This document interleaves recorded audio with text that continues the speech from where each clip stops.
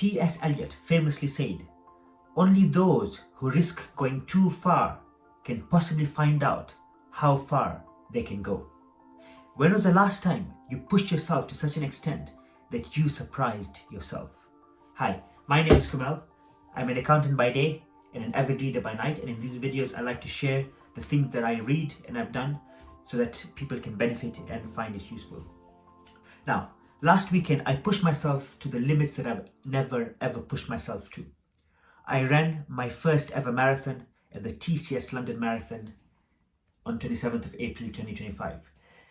Running a marathon has been on the bucket list for a long time, but to be honest, I was very scared. I was very scared of pursuing that kind of a distance because I just wasn't sure if I could manage running a full marathon. So I started running 2 years ago, and when I first started running 2 years ago, the marathon was always the thing right at the top of the list that I wanted to do, but I just didn't have the courage. And as I say, the journey of 1,000 years starts with one step, and that's what I did. I started going through the motions. I did a 10K race, I did a few half marathons, and then last year I got an opportunity to sign up for the London Marathon, and I jumped at it because I knew that it was going to be hard. It was going to be extremely exhausting, possibly something that I would really struggle with, or maybe not even be able to finish. But I knew that if I never did it in the first place, if I never pushed myself out far enough in the first place, I would not have known what it is that I can achieve. It's the limitations I put on myself that stopped me from going forward and doing that marathon. I'm not a runner. I never was a runner. I only picked up running 2 years ago. But the fact that a person like me who wasn't a runner 2 years later has now run his first marathon says something about the human mindset. The human mindset is so powerful that it can change things. It can make you do things that you never thought was ever possible for you, ever. 26.2 miles, which is about 42.195 kilometers, is an insanely long distance. I know because I just did it last weekend, and I can tell you it is a long distance. I mean, people have run ultras, which is an ultra marathon is anything over 42 kilometers essentially. But I'm not thinking about that. Like I said, journey for 1,000 steps starts with 1,000 years starts with one step, and this was my step going in the right direction, running my first ever marathon. So London is phenomenal. If you want to run a marathon, I think the best place you can ever run a marathon in is one of the 6 Abbott majors, of which I think New York and London are possibly the best par none in terms of ambience and electricity. I mean, London was buzzing. I have never seen London buzzing as much as I saw on that weekend, on the Sunday 27th of April 2025. It was electric. It's even more so because as a runner, you experience the whole course. As a spectator, you're only in one side, so you don't really see the whole course and how the different variations in terms of electricity and energy. But when you run the whole marathon, you get to experience from the start point, which was Greenwich for myself, and then you go through Cutty Sark, and then you go through Tower Bridge, and everything just lights up. It literally, Tower Bridge was like, it was so quiet, and then I turned a corner and suddenly everything just expanded.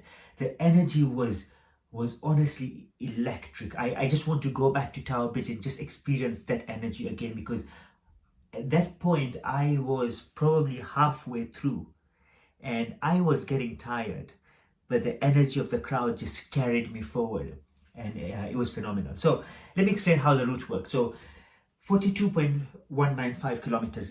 That's how long the marathon is. So it starts off in 3 different areas because this year, in fact, there were 56,000 runners.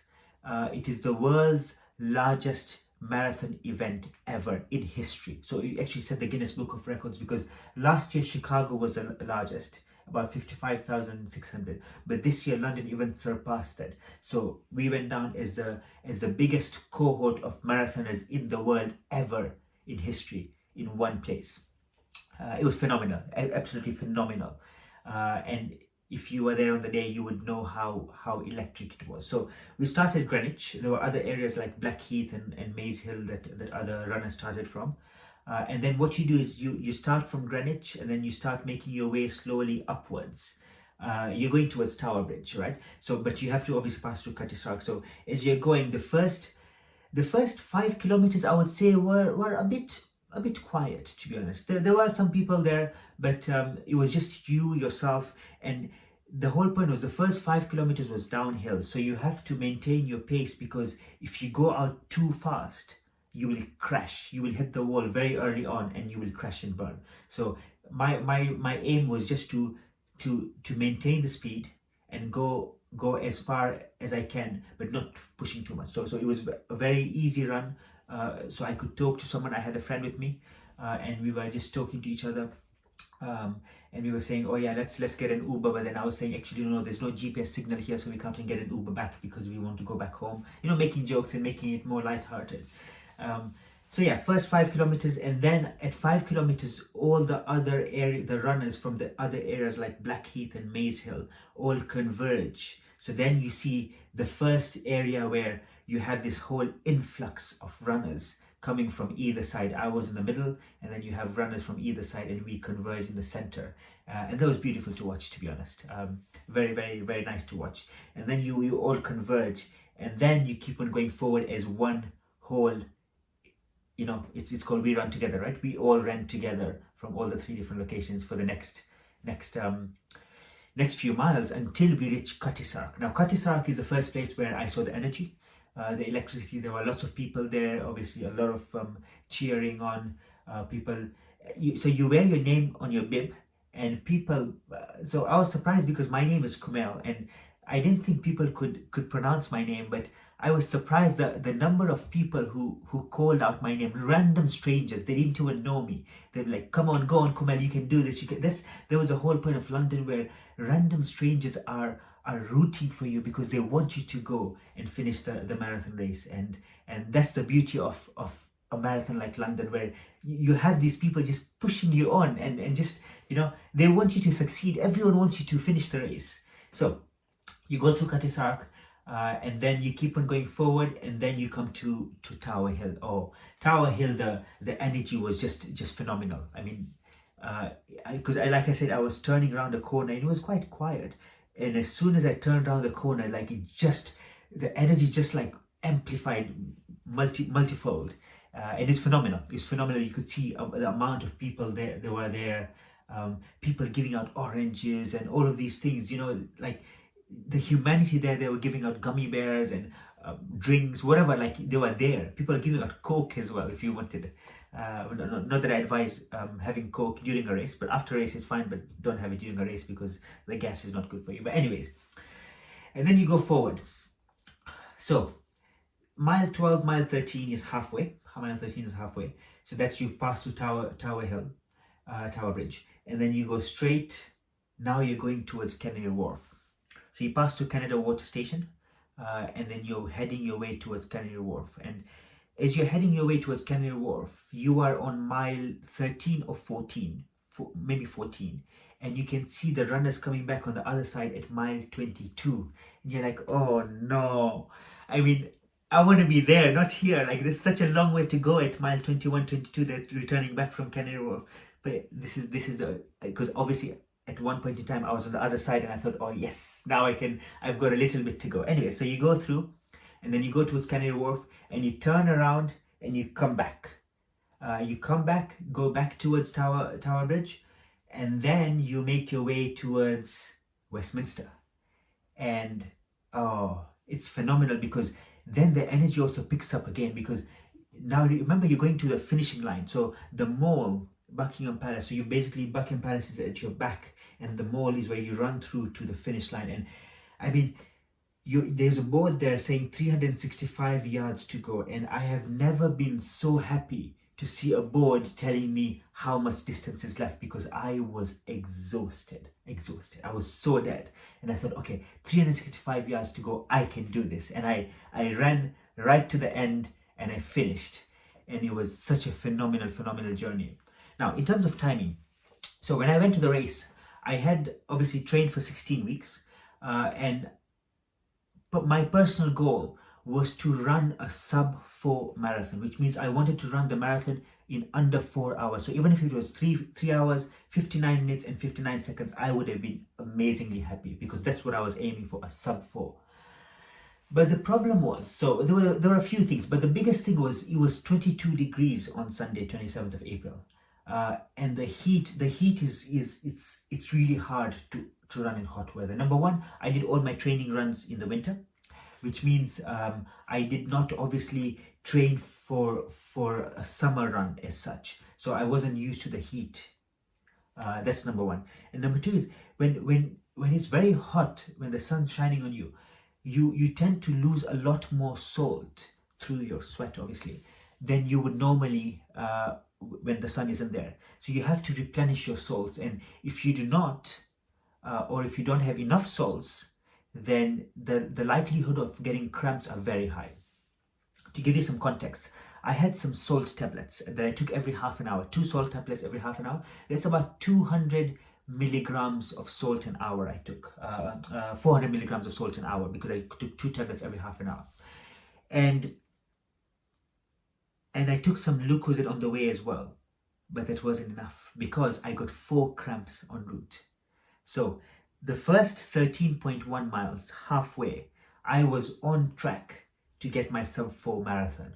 I was on track, I was going strong, I was going well, and then at mile 18 I started dwindling, 17, 18 I started going further and further down. It was really hard, and then at mile 20 I hit my first cramp, and there was the beginning of the downhill portion where I hit my first cramp.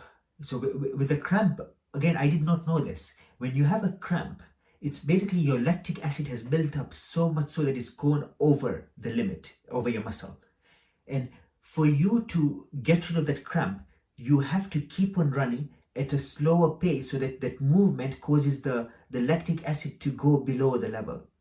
But if you stop moving, if you just start walking, the lactic acid will just stay there. And there was a mistake. The mistake was when you start walking, which is what I started doing with the cramp stays there. And I realized that it was actually less painful for me to run than to walk. So I started doing that through the race as my cramps progressed.